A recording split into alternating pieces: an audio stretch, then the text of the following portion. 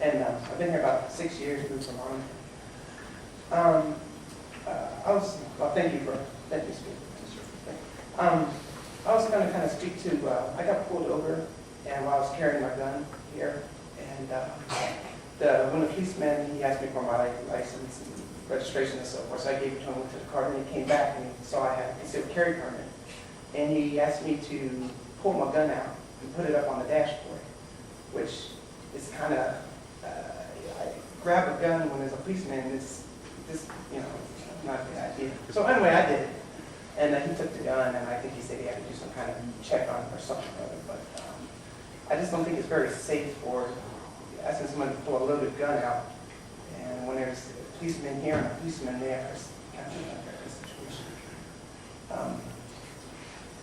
I know this is a different day and time than when my father was around, but my father's black and my mom's white, and they're one of the first couples married in Virginia. But my father would tell me how the policeman would sit him in the backseat of the squad car and put a gun next to him, and then tell him to pick it up. So, I'd rather not just be in that kind of situation at all. So maybe, I don't really see it's necessary to take a gun out when it's already concealed. Okay, thank you.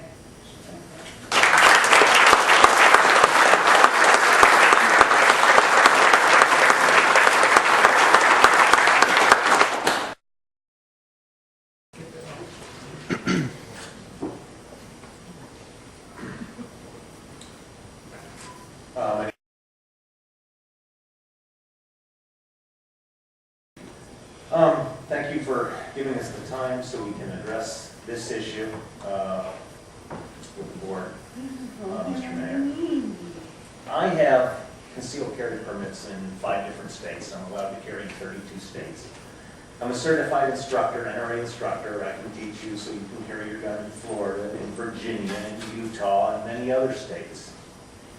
And one of the things that I try to do in my classes is to give people an understanding of the cop's point of view, what he has to go through or she has to go through, how to deal with the issue of a citizen that open carries so they're aware of these things. And I try to put the police officer in the best light possible in these classes. My question for you, rhetorical, I know it's citizen comment time, but how can I face people, my students? Some of these people are my students. How can I face these people and in good conscience explain to them about the qualities of the law enforcement officers when the report that came back from the chief reads the way it reads? I mean, with any more than half a brain, you have to look at that and say something's missing. When you get mad, when you get angry, when you get into a situation, your mouth is going to run pretty fast. When you go to write an email on that later, you're going to tone it down because you've had time to think about it. Gee, maybe I shouldn't use that many 4-letter words in my emails or my text messages. So the fact that the emails and the messages, the information that was written down was vulgar in content, and the quantity of it really puts the officers in a bad light. And it makes it very difficult for me as an instructor and as a citizen of the Commonwealth to be able to talk well of the law enforcement officer. I do the best I can for them even when they're not there. I would appreciate that they would do their best for me when I'm not there. And I apologize, but I'm not going to drink the Kool-Aid. Thank you.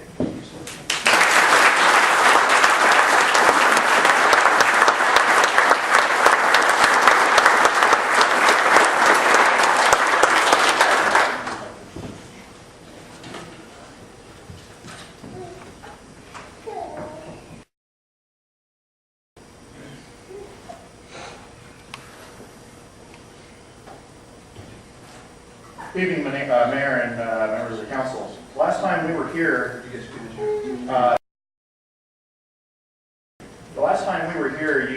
took care of city business before our comments. And you stated that you hoped that we could absorb some civics and get a civics lesson and learn something from the experience. I thought that that was a really ridiculous statement, considering there were 150 gun owners here that night who gave you a civics lesson. But this action by the police is just abhorrent. I urge you to independently investigate this again and to get to the root of this. This needs to be fixed. Thanks. Thank you, sir.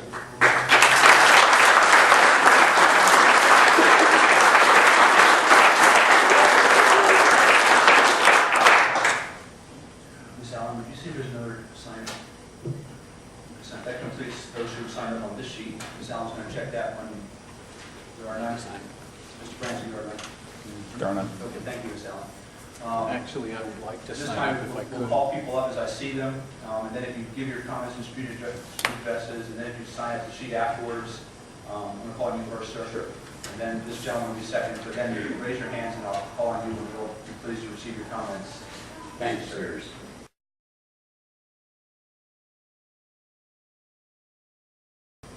In reading the police chief's report and reading the information from the FOIA request, it is apparent to the average citizen that your police chief has knowingly and intentionally falsified an official public document to you. He's lied to you. He's lied to us.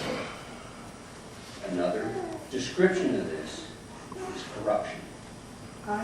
Now, it's time for you to decide which side of this corruption you're going to land on. Are you going to assist it, or are you going to clean it up? That's all I have to say. Thank you, sir.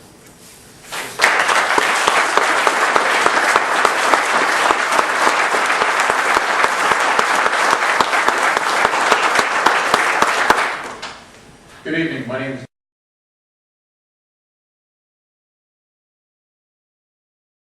I have a drum set in my pocket. I run a business here in Manassas, based here in Manassas. It's called the Firearms Coalition. We're a national activist organization that helps grassroots groups like VCDL to accomplish their mission around the country. The one thing that I would add to this discussion is that I feel that the chief and you folks are failing to take this as seriously as you really need to be taking it. If this were a case where 7 African American young men were dining in a restaurant in Manassas and someone called the police because those 7 African American young men made them feel uncomfortable, and the police came and talked to the 7 African American young men and didn't like the vibe, and so got the restaurant owner to ask them to leave, would you be approaching this with a slightly different attitude? Would the police have approached it with a slightly different attitude? We feel that civil rights were violated in this case. Vital enumerated civil rights were violated in this case. I ask you to please look at it in that context, consider the importance and the weight of what we're talking about here, and reevaluate what's been said and done. Thank you very much.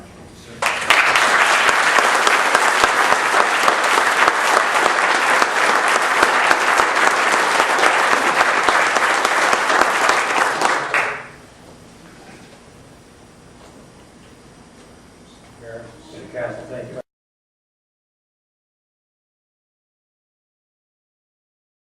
I've lived in this area for approximately 25 years. I haven't been here in the military. The only point I'd like to bring up is one that I've done so far, and it's one that concerns me more than anything else. Not everybody carrying a gun or anything. But the day that the police department arbitrarily or ineffectively supports the law or enacts the law is the day you don't have a police department, you have chaos. And if we have chaos, we have this country. It's nothing but a third world country.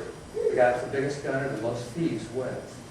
The law is what it's all about. If we don't have the law, we have nothing. Thank you.